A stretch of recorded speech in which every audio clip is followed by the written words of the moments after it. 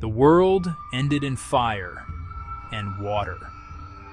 One moment, the British merchant ship SS Ben Lomond was a steady, humming platform of steel, carrying its crew of 53 men across the Atlantic.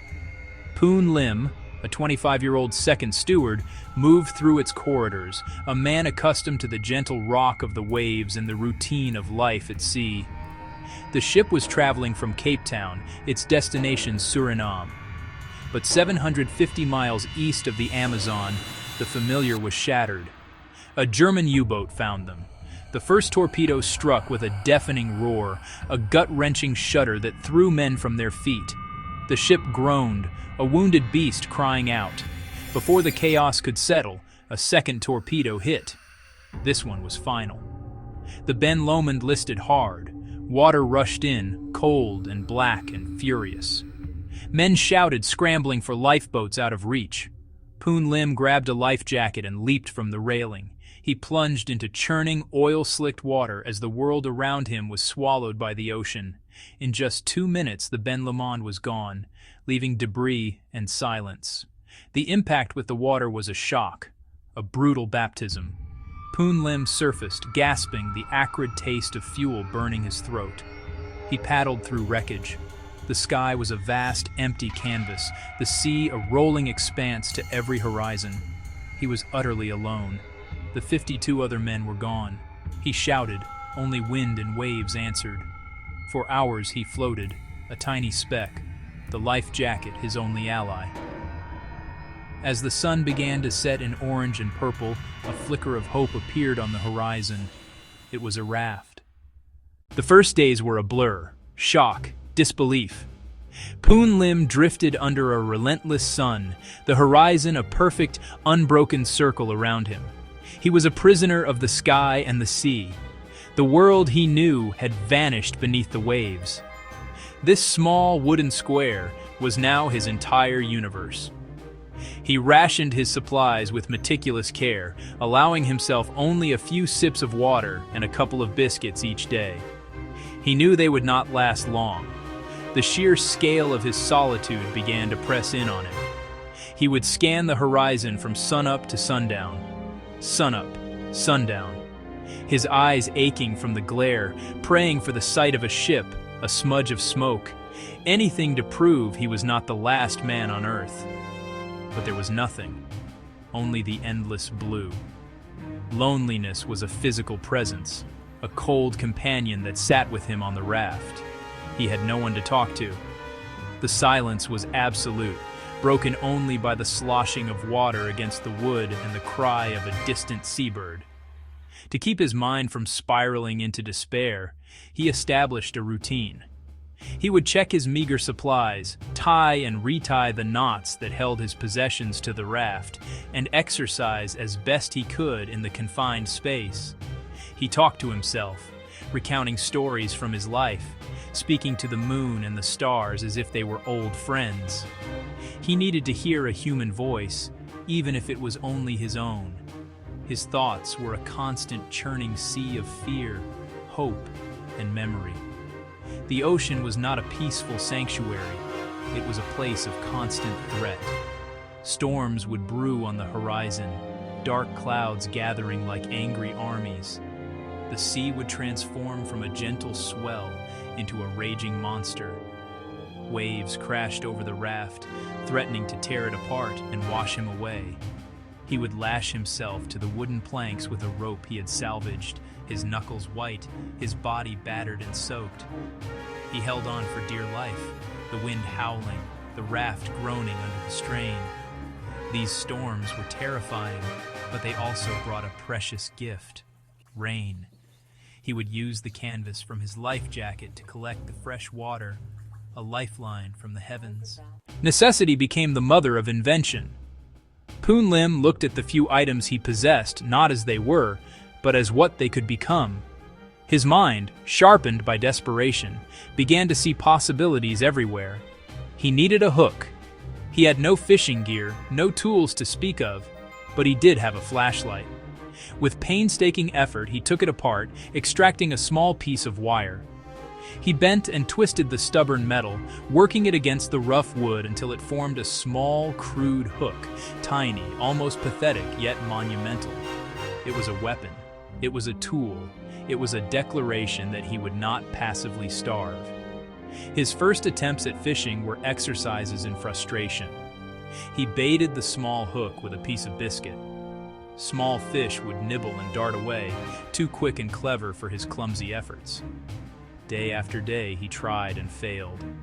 The sun beat down, his stomach ached with hunger, and the fish mocked him from the safety of the water. It would have been easy to give up. But Poon Lim was patient. He watched the fish. He studied their movements. He learned their patterns. He was no longer just a man on a raft. He was a student of the ocean, learning a desperate and vital craft. He realized he needed a better tool for a bigger prize. He looked at the raft itself and with great effort pulled a long, sturdy nail from a board, bending it into a more formidable hook. For a line, he unraveled hemp rope fibers, twisting them together to create a strong, durable cord, fashioning a new life from the wreckage of the old. The first catch felt like a miracle. A fish finally snagged on his hook. He hauled it onto the raft, its silver body thrashing. Using a sharpened piece of a biscuit tin, he scaled and gutted the fish, laying fillets to dry into jerky. The days bled into one another, each marked only by the rising and setting of the sun. Poon Lim kept a rough calendar by tying knots in a rope to anchor his mind to time. Weeks turned into a month, then two. The initial shock had worn off, replaced by a grim, monotonous reality. His body grew thinner, his skin burned and leathery from sun and salt, yet his will did not weaken. His survival was a job, a daily grind. He fished, he mended his line, he scanned the horizon, he endured. The raft became his fortress, his workshop, his home. Barnacles on the underside attracted small fish. He scraped them off for bait, a self-sustaining cycle. When hooks failed, he devised a new method. He sharpened a piece of wood into a crude spear, waiting with monk-like patience, a constant battle of wits with the sea and with his own limitations. Every small victory, every fish caught, testament to his resilience. The psychological toll was immense. Hallucinations visited in shimmering heat. He would see phantom ships, shout and wave, only to watch them dissolve into haze. He saw the faces of his family, heard their voices in the whisper of the wind. He clung to one thought. He would not die out here. He promised to survive to see his family again. Sores developed from friction and salt. His muscles atrophied. A fierce storm struck. A massive wave washed away his dried fish. It fouled his jug of drinking water. It was catastrophic. All his preserved food was gone in an instant. The jug, now undrinkable, symbolized his precarious existence. He was back to square one, nothing but the rain and what he could catch that day. The setback was crushing, but he did not break. He simply started over. His world was now divided into two primary concerns: water, food. After the storm fouled his drinking water, the need for a fresh supply became constant and acute. He watched the sky with an intensity he had never known, praying for dark clouds. When rain came, his canvas spread to catch every precious drop. But the rains were not always reliable. Thirst became a tormenting presence. It was then he turned his attention from the creatures below the raft to the ones that flew above it. Seabirds often circled, occasionally diving for fish. They were a source of life, if only he could reach them. Catching a bird seemed impossible, fast, wary, belonging to the sky. But Poon Lim was a patient hunter. He devised a trap, a seaweed nest on the raft, baited with a small piece of fish. Then he lay perfectly still, sometimes for hours, feigning death. He needed the bird to feel safe enough to land. Finally, his patience was rewarded. A bird pecked at the bait. With a sudden burst, he grabbed it. The struggle was brief and violent. He did what he had to do. He broke its neck and, without hesitation, drank its blood. The warm, metallic liquid shocked his system, but it quenched the terrible thirst. It was a primal act, the act of a survivor. He tore the bird apart, eating what he could and drying the rest in the sun. The birds became a new and vital resource, food and crucial fluid when the rains failed. His hunting prowess grew. He learned to use bird guts as bait for larger fish. One day his fishing line went taut. He pulled and struggled. This was no ordinary fish. A small shark had taken the bait. Panic flared, then adrenaline. He fought the creature, muscles screaming, managing to haul it aboard. In a desperate, brutal fight, he used the water jug as a club until it was still. He had killed a shark with his bare hands. He drank its blood, which was not salty, and feasted on its fins. In that moment, he was no longer a victim. He was the king of his tiny floating island. He had become something else entirely. After months adrift, the monotony was broken, a distant freighter on the horizon. He scrambled for his flares, hands trembling. He fired, red smoke arcing up, and watched breathless as the freighter kept going, shrinking to a dot.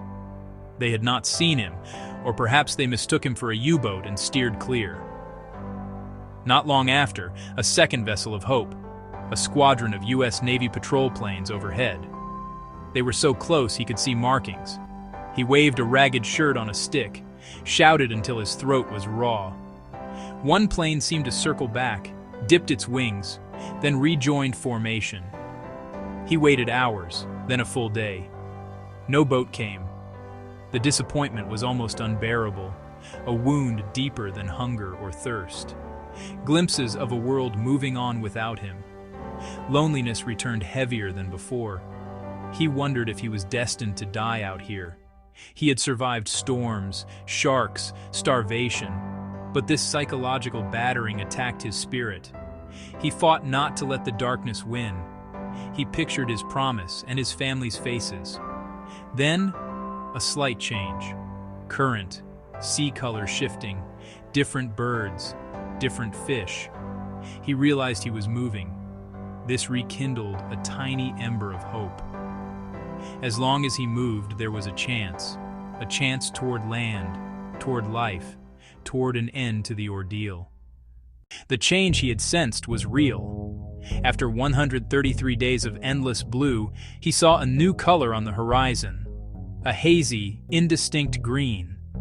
At first a hallucination, but the color remained, solidifying into trees, a coastline. It was land. After 4.5 months of solitude, he saw land. Tears streamed down his face. Too weak to paddle, he lay on his raft and let the current carry him. On April 5, 1943, 3 Brazilian fishermen near a river mouth saw something strange bobbing, a raft, and on it, a skeletal figure. They rowed closer, calling out. Poon Lim, who had lost nearly 30 pounds and could not walk, raised a weak hand. His ordeal was over. The fisherman, a father and his 2 sons, gently lifted him aboard and brought him ashore. He had drifted across the Atlantic and landed in Brazil. After 133 days facing death alone, he was again among humanity. Poon Lim's story was miraculous. News spread worldwide. He became an instant celebrity. King George VI awarded him the British Empire Medal. Journalists and naval officers were astounded by his practical, ingenious methods. His detailed account of catching fish, trapping birds, and surviving storms provided invaluable, real-world lessons.